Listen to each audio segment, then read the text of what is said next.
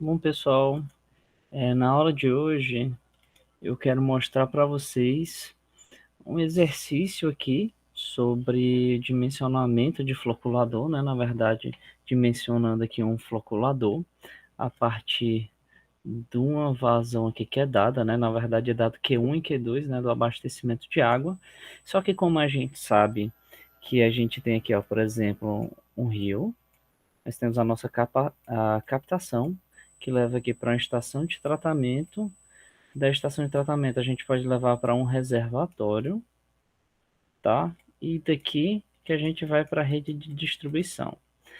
Entre a captação e a estação de tratamento, e na própria estação de tratamento, a gente tem o Q1. Só depois da estação de tratamento de água da nossa ETA que a gente tem Q2. E depois do reservatório que a gente vai ter o Q3, tá? Então, como a gente quer dimensionar uma unidade aqui, uma das etapas aqui dessa estação de tratamento, quem é que a gente vai usar? Vai ser Q1.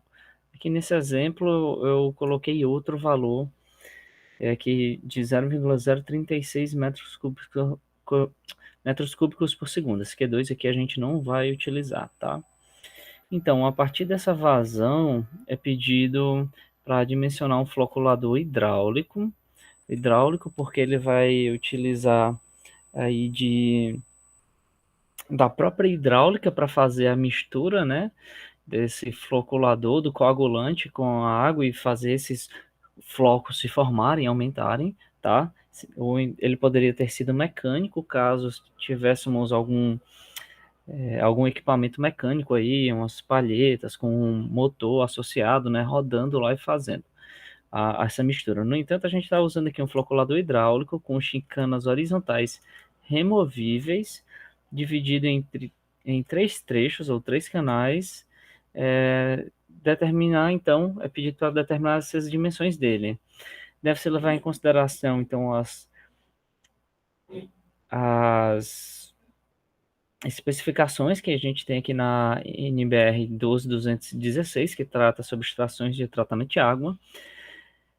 A velocidade de escoamento, isso aqui está também nessa NBR, né? Deve ser tal que esteja entre 10 centímetros por segundo e 30 centímetros por segundo. E um gradiente hidráulico de velocidade aqui entre 70 elevado a 70 segundos elevado a menos 1 e 10 segundos elevado a menos 1. Para isso são dados alguns valores. A viscosidade cinemática da água, né? 1,004 milímetros ao quadrado por segundo, ou então isso aqui 1,004, isso em metros quadrados por segundo, a gente vai multiplicar por 10 elevado a menos 6 metros quadrados por segundo.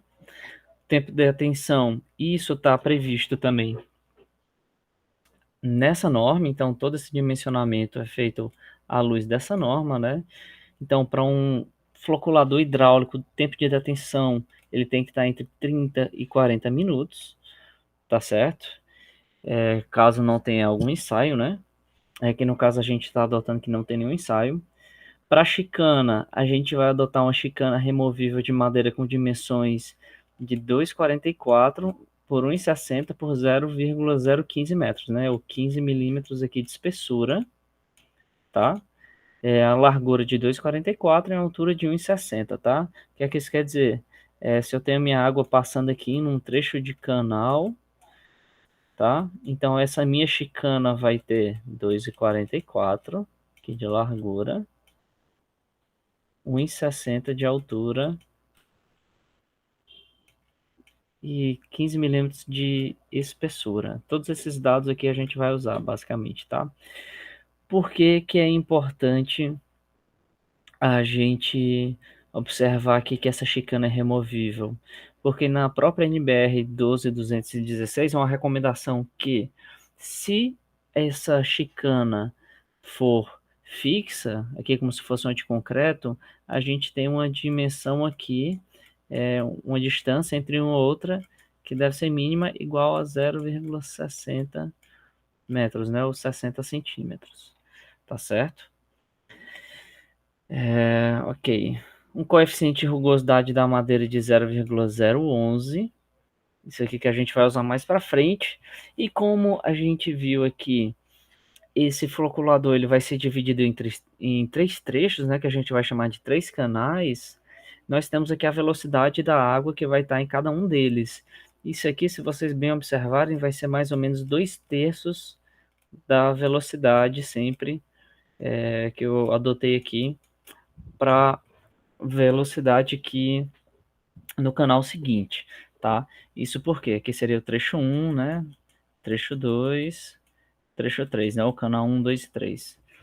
Isso por quê? Porque a gente tem que garantir aqui um tempo de detenção mínimo também, né? Que está aqui entre 30 e 40 minutos. Então, para isso, eu considerei aqui que iam ser necessários 3 canais, tá certo? E como essa velocidade vai diminuindo, né? A gente vai considerando que eu tenho nesse primeiro chicanas bem próximas, basicamente. Isso aí depois, no próximo, eu já tenho essas chicanas um pouco mais espaçadas. E no último trecho, essas chicanas bem espaçadas, tá? Para a água que vá tendo um gradiente que vá sendo adequado aqui, ok? Para que ela passe esse tempo de detenção suficiente e que ela tenha a agitação suficiente. Então, para isso, eu trouxe aqui essas informações, né? E um passo a passo aqui de como calcular, tá? Aqui nessas imagens são mostrados o que é cada uma dessas coisas, que é o H que vai ser essa altura da lâmina d'água no floculador, que a gente vai considerar, tá certo? O LC, na verdade, é o comprimento total do canal aqui que a gente está considerando. Então, se eu tenho 3 canais, eu vou considerar aqui, por exemplo, o primeiro canal um LC de tanto, sei lá, de 10 metros, por exemplo. O AI vai ser o espaçamento entre essas chicanas consecutivas. Nós temos V1 e V2 também, né? Mas deixa eu começar aqui pelas medidas, né? O B, a largura desse canal. O BI, essa distância entre o final aqui da chicana e a parede, tá certo? E tá aqui novamente, eu tenho o V1, que seria a velocidade de escoamento dessa água aqui nesse percurso aqui da chicana, né? Longitudinalmente a chicana, e V2, essa velocidade aqui que a água tem ao fazer a curva, tá certo? A gente vai ver que tem uma razão para isso. Ok? Então, para que a gente calcule, então, tem que ser um passo a passo. Eu vou fazer aqui para o primeiro canal, vou querer que vocês prossigam depois e calculem para os canais 2 e 3, né, que seriam consecutivos, tá? Então, o primeiro passo é o cálculo da velocidade de escoamento nas curvas das chicanas. Então, esse V2 vai ser dado em função da velocidade que eu estou considerando, como no nosso primeiro canal, a velocidade é igual a 0,23 metros por segundo. Então, eu vou ter 2/3 de 0,23, né? 23 metros por segundo. E isso vai dar, já fiz tudo aqui, ó, aproximadamente 0,15, né? O que eu falei até aqui, né? Aproximadamente 2/3. Então, aqui deu 0,15 metros por segundo. Por quê? Porque a partir dela, a gente vai ver que a gente vai calcular esse BI aqui, essa distância entre o tamanho, entre essa extremidade da chicana e a parede, tá? Um segundo passo seria o espaçamento das chicanas, né? O espaçamento horizontal delas, entre duas chicanas consecutivas. Então, nós vamos fazer aqui o AI vai ser igual a Q, quem é o nosso Q? É a vazão, que é 0,036 metros cúbicos por segundo, dividido por H, quem é que a gente vai adotar aqui, tá? No caso, eu vou fazer aqui esse H igual, ele pode ser até 1,60 m, né? Mas eu tenho que ter uma certa folga aqui entre esse escoamento e essa altura da chicana, correto? Então, eu vou adotar um H de 1,5 metros, que eu acho que foi o que eu adotei aqui, né? Tá aqui é o H, 1,5 metros. E vou multiplicar isso por V1, que é o 0,23 metros por segundo. Com isso, eu vou obter um AI.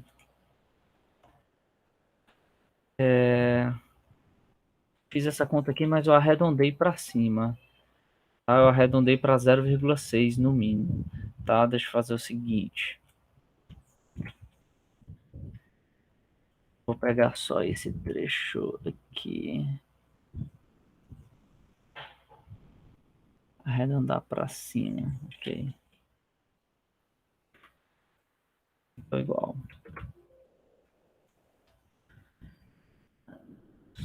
Pronto.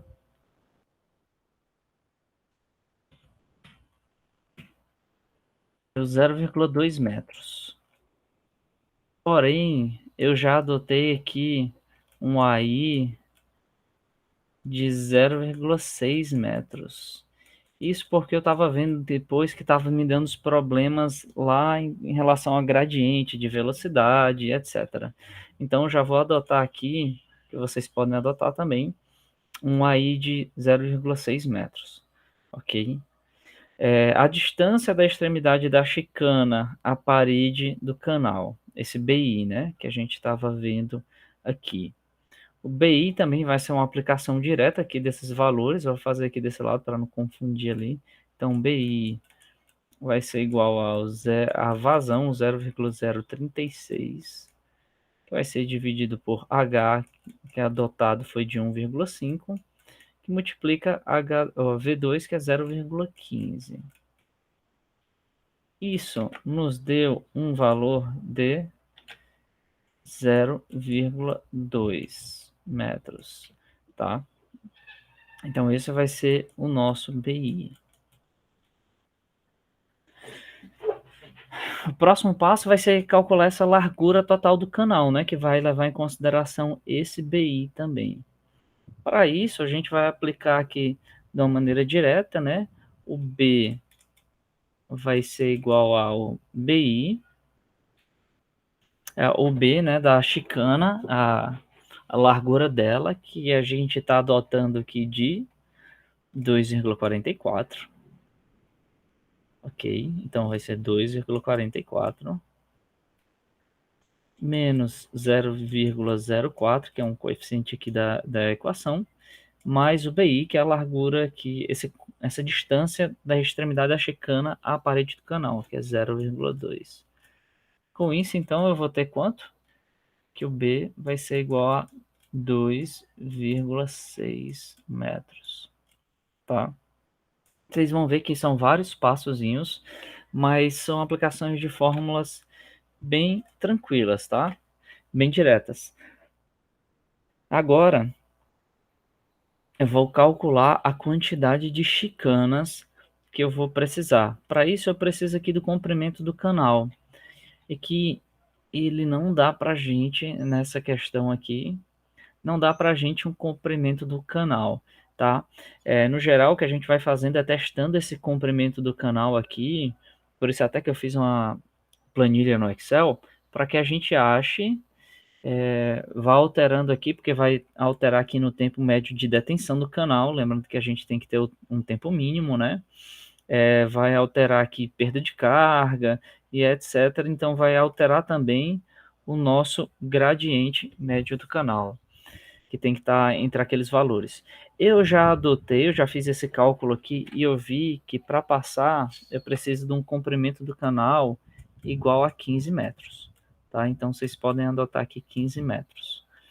Então, o meu número de chicanas vai ser igual ao comprimento do canal menos AI, que é a distância entre uma chicana e outra, que a gente está adotando igual a 0,6, dividido por a espessura de cada chicana, 0,15, mais essa distância entre as chicanas. O que é que a gente está fazendo? A gente está dividindo o comprimento total útil aqui pela quantidade de chicanas, ó, por essa distância aqui da parede até uma chicana, até a espessura de uma chicana. Então é isso que a gente está fazendo aqui, certo? E isso vai nos dar um valor, aqui já arredondando para cima, de 24 chicanas, certo? Então a gente vai ter quantidade de chicanas 24. A partir desse valor e dos outros valores que a gente calculou, vamos calcular então o tempo médio de detenção do canal. Vocês vão ver aqui que na norma a gente é pedido aqui que se não tiver ensaio que esteja entre 30 e 40 minutos, né? No caso, a gente vai ver que nesse primeiro canal, só adotando ele, a gente não obtém isso aqui. Por isso que eu já pedi aqui para vocês considerarem 3 canais com aquelas velocidades, certo? Então, quem seria o nosso tempo médio de detenção aqui? TM. Vai ser o H, que a gente adotou igual a 1,5, que vai multiplicar B, a largura do canal, que é 2,6, que vai multiplicar o comprimento do canal LC menos o número de chicanas, a quantidade de chicanas, que multiplica a espessura de cada chicana, fecha parênteses e fecha colchete, dividido pela vazão, que é igual a 0,036, multiplicado por 60. Tá? Isso aqui está multiplicado por 60, porque eu quero calcular esse tempo médio aqui em minutos, tá certo? Quando eu multiplico por 60, aqui embaixo, né? Ou seja, eu estou dividindo tudo por 60, eu quero achar em minutos. Se eu não usar esse 60, eu vou achar a resposta do tempo médio em segundos, tá? Então aqui o tempo médio de detenção em minutos vai ser igual a, adotando esses valores, a gente vai obter um valor de 26,43 minutos. Ó, deu próximo, né, dos 30 minutos, porém ainda não deu, tá? Por isso que nós vamos ter outros canais aí sendo utilizados, outros comprimentos e etc. Depois disso, então, a gente vai calcular a extensão percorrida pela água no canal, esse LT. Isso porque a partir desse comprimento total aqui, essa extensão máxima, a gente vai calcular a perda de carga que está sendo aplicada a essa água, porque essa perda de carga vai estar alterando aqui o nosso gradiente médio do canal. Então, vamos lá. Nós temos aqui um LT, a extensão percorrida pela água vai ser o V1, que é 0,23, que vai multiplicar esse tempo médio, que eu posso colocar ele em minutos, né, que vai ser o 26,43, que multiplica 60. Então, nós temos aqui um LT igual a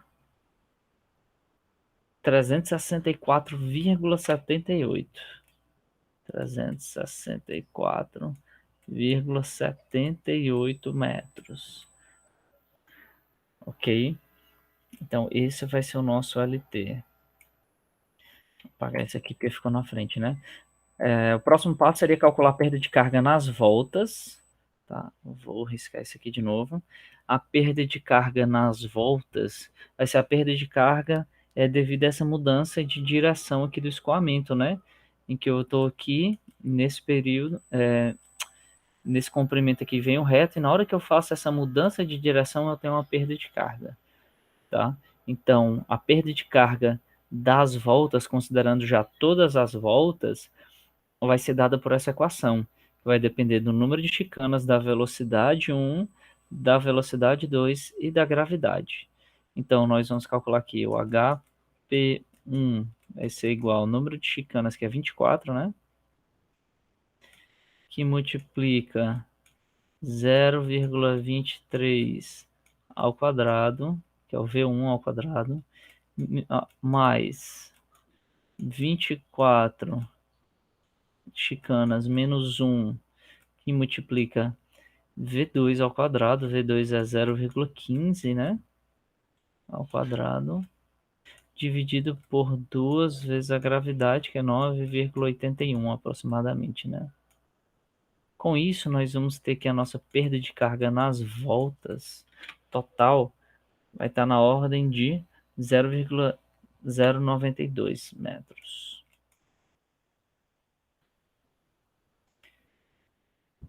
Próximo passo, perda de carga por atrito. Perda de carga por atrito, que seria a nossa perda de carga distribuída, né? Devido ao escoamento. Para isso, a gente vai utilizar essa equação aqui, que vai depender do raio hidráulico.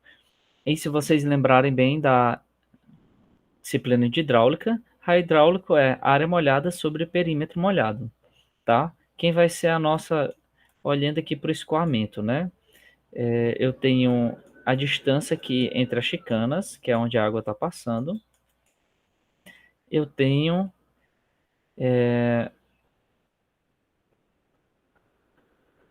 o B aqui, dessa dimensão aqui de cima. Aqui, ó. Eu tenho um B, eu estou pegando essa seção aqui. Eu tenho aí e eu tenho um B aqui, tá? Então, essa seção que a gente está pegando aqui.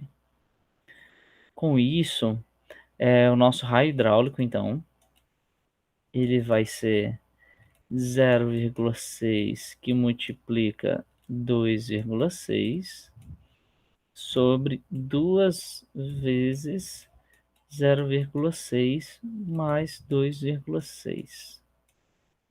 Com isso, nós temos um raio hidráulico igual a 0,24 metros. Substituindo agora nessa equação, nós vamos ter que o HP2 vai ser igual a V1, 0,23, que multiplica o N. Aí aqui esse N é o coeficiente de rugosidade do material da chicana.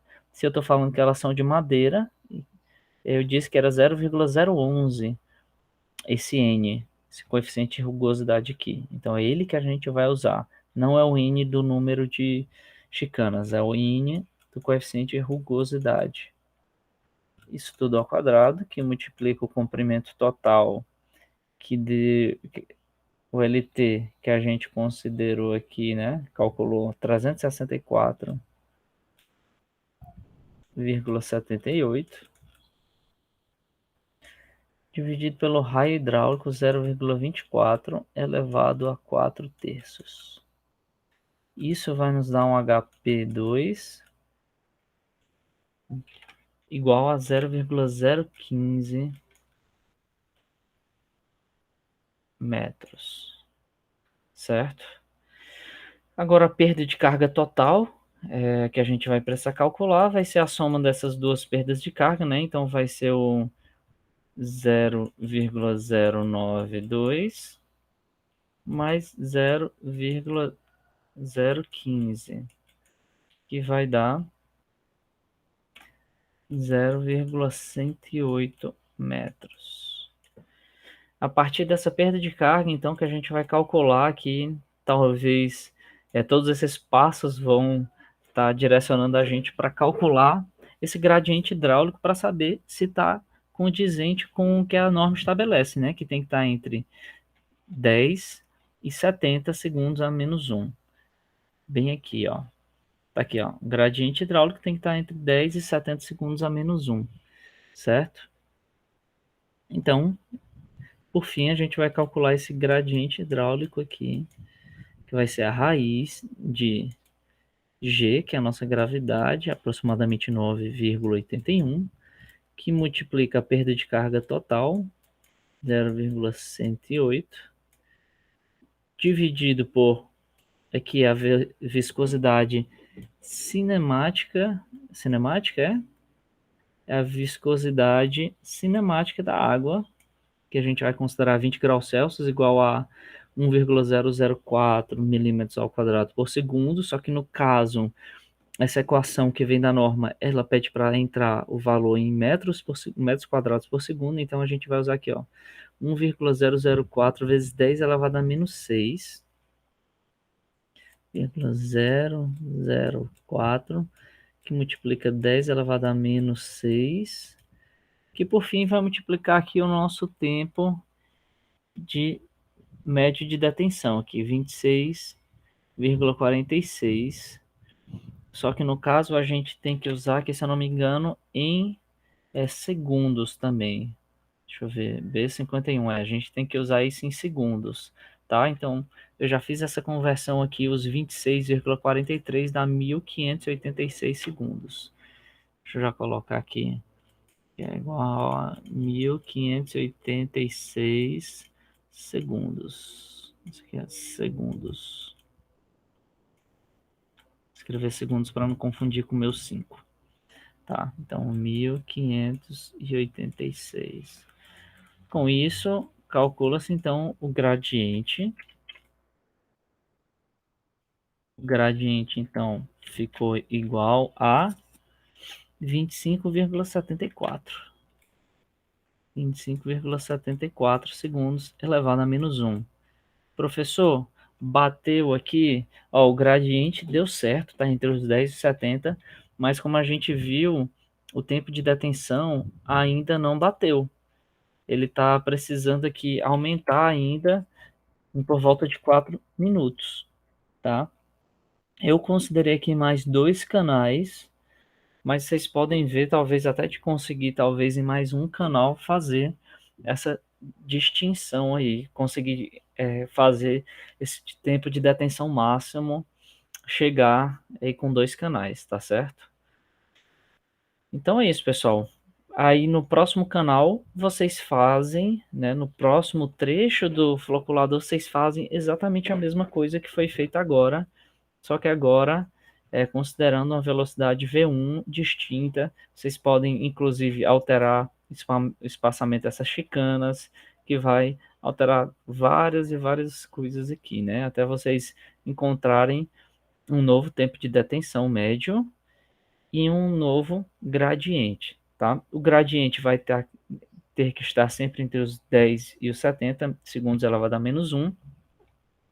E o novo tempo de detenção, vocês vão somar a esse primeiro que calcularam, de forma a verificar, então, se o tempo total de detenção, considerando os dois trechos, né, o trecho 1 e o trecho 2, ou seja, você vai somar o TM desse trecho 1, TM1, vamos dizer, com o TM2, para ver se ele vai estar entre os 30 e os 40 minutos. Se não tiver, aí você tenta de novo, ou tenta ajustar para ficar nesse próximo trecho o valor completo, ou então se tenta fazer com um trecho só, fazer ficar entre esse valor aqui, tá? Então é isso, pessoal. As outras questões aqui são bem tranquilas, né? Aqui tem-se para, a partir dessa vazão aqui, descobrir qual a calha partial que é adequada, né? Então tem uma vazão aqui, e nós temos aqui uma vazão também mínima e máxima de trabalhabilidade de cada uma dessas calhas partial. Então vocês vão ter que olhar a faixa de valores aqui, observar essa vazão e dizer qual delas aqui, por exemplo, a W6 é a que está me atendendo aqui, ou a W1 já me atende, por exemplo, tá certo? Vamos lá. Na segunda questão, vocês só têm que me informar aqui quais são os parâmetros de gradiente de velocidade e tempo de mistura recomendados pela ABNT 12216 para a fase de mistura rápida utilizando a calha partial. É que vocês têm que lembrar que a calha partial é um misturador hidráulico, então tem que procurar na parte dessa norma aqui, qual a que trata sobre gradiente, velocidade e tempo de mistura para uma mistura rápida com misturador hidráulico. Ok? E por hoje é isso.